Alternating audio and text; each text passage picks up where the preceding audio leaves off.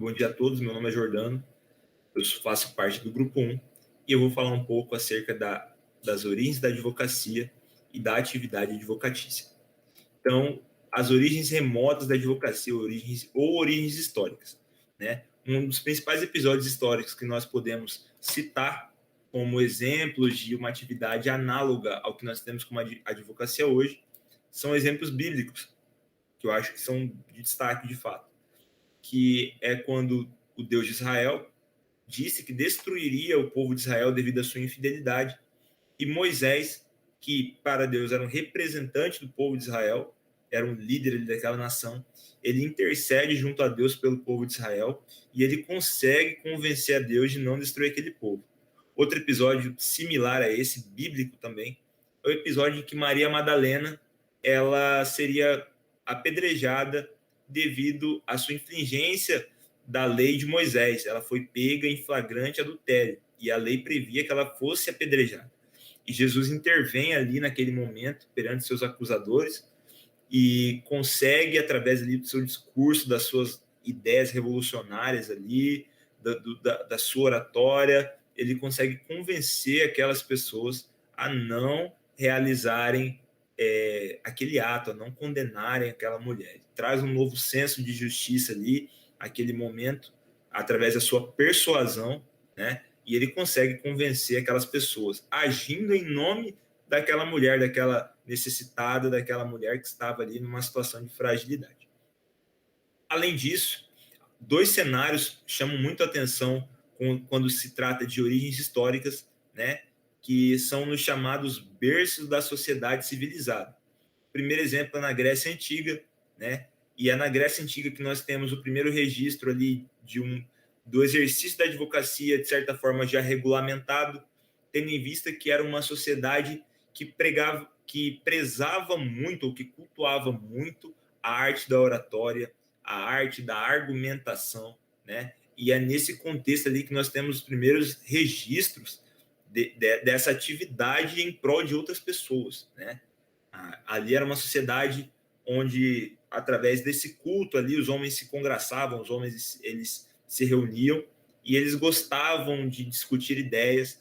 E quando surgiam questões ou conflitos, esses homens eles também exerciam essa função de representar outras pessoas, como no caso dos estrangeiros que não poderiam falar naquela sociedade, ou até dos próprios escravos, né? Só quem poderia falar eram nativos, homens ali de fato daquela nação, ou homens livres, estrangeiros e os servos ou escravos, eles não poderiam falar e por isso eles eram representados. Além disso, né, a própria noção ali de justiça, tendo em vista que uma das deusas gregas ali é Atenas, que é a deusa da justiça, então ali já se tinha muito forte essa noção de justiça, senso de justiça.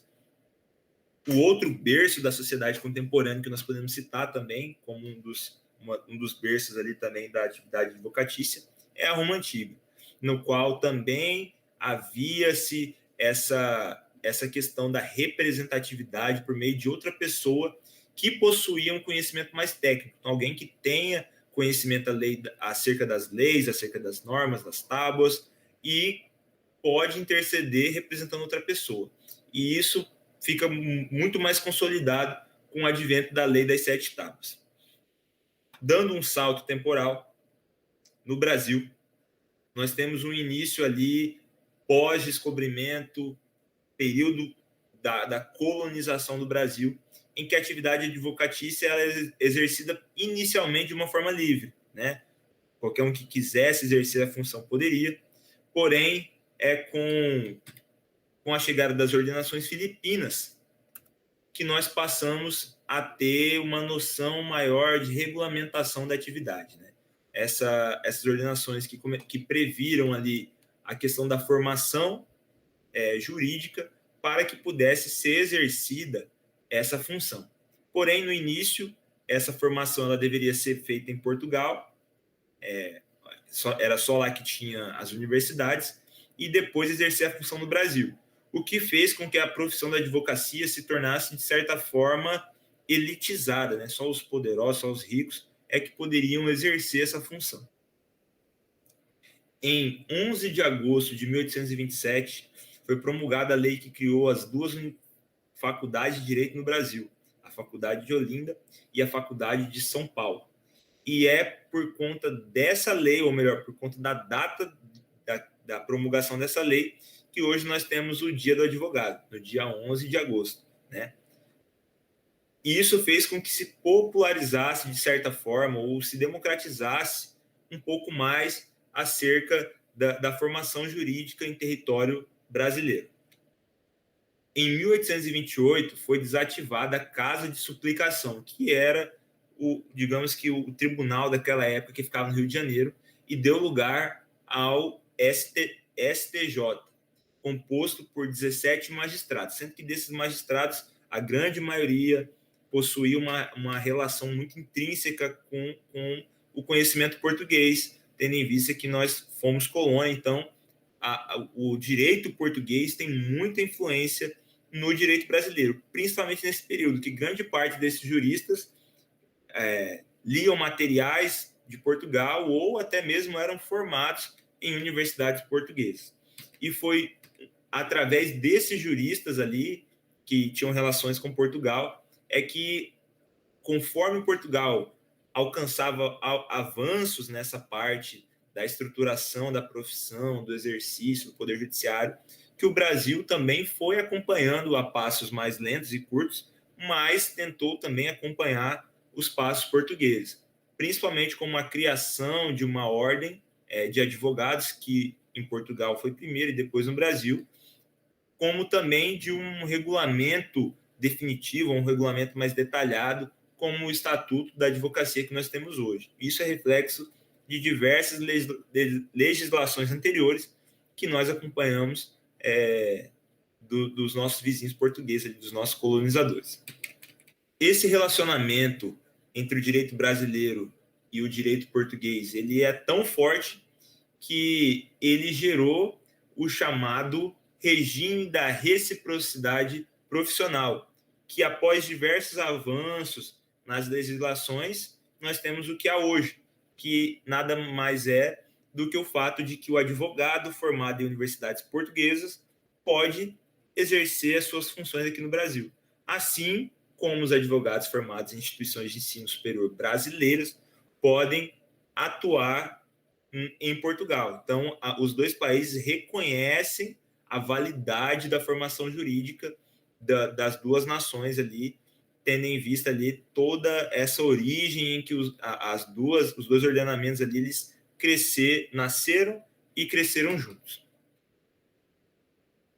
Atualmente, a atividade da advocacia. Então, a advocacia, sendo uma das profissões mais antigas da humanidade, ela possui atualmente, não só antigamente, mas atualmente também, uma função essencial para o exercício da cidadania, para o exercício da justiça social. Então, a atividade da advocacia no Brasil hoje exerce duas principais funções, que é a questão de poder postular em juízo. Então, ao advogado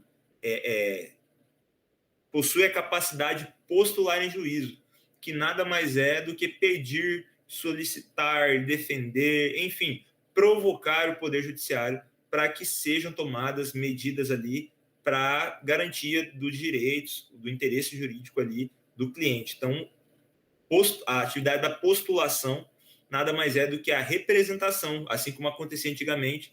Então, o advogado ele representa alguém e ele provoca o Poder Judiciário, ele postula em juízo, ele age em juízo em favor ali do seu cliente. A segunda atividade que a gente pode destacar com relação à advocacia contemporânea é a questão do assessoramento, né? Que se trata ali nada mais do que orientações jurídicas antes mesmo de se acionar o Poder Judiciário, de forma que o conflito ali consiga ser resolvido antes ou seja verificado se realmente aquele cliente ele faz jus àquele direito que ele está solicitando ou que ele está pretendendo acionar ali pelo Poder Judiciário.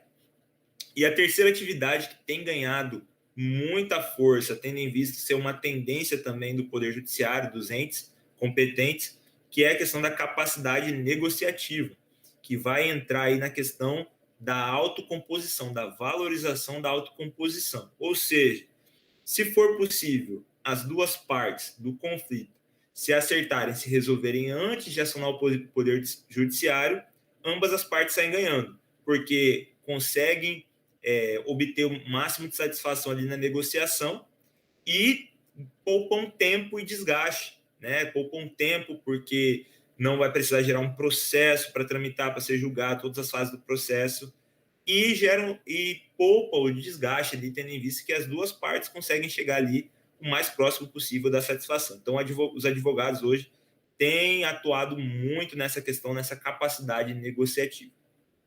Por fim, com relação à origem e a denominação do advogado, né? A palavra advogado, ela surge do latim advocatus, que é ad, para junto, e vocatus, chamado. Ou seja, o advogado ele é chamado, ou é aquele que foi chamado para socorrer outra parte à justiça, ou ainda defensor, que nada mais, nada menos do que o que nós já falamos sobre a questão da representação, chamado para representar, enfim. Por fim, com relação à denominação do advogado, né, o uso da denominação do advogado, atualmente só pode ser utilizado da denominação advogado aqueles aprovados no exame da Ordem dos Advogados do Brasil e inscritos, né, tendo em vista ali que para inscrição na Ordem dos Advogados são necessários diversos critérios ali, além da aprovação no concurso. Cabe ressaltar aqui também, para fechar, a questão do surgimento do Estatuto da Ordem dos Advogados do Brasil, né, que é uma lei pós-Constituição de 1988, no qual a advocacia e a Ordem dos Advogados ganhou status constitucional, e é uma lei que consolida e firma ali, né, junta todos os regramentos ali para o exercício da profissão, né? Como, por exemplo, a questão as questões trabalhistas relativas ao advogado, também com relação à proteção das prerrogativas do advogado, e é uma lei, né, um estatuto, que ele é tido não como somente para a proteção do exercício da advocacia, mas como uma proteção para o exercício da cidadania.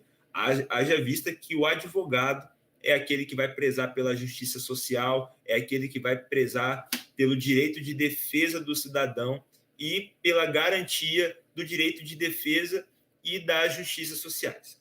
Então, a minha parte era isso. Eu agradeço a todos e segue aí o trabalho com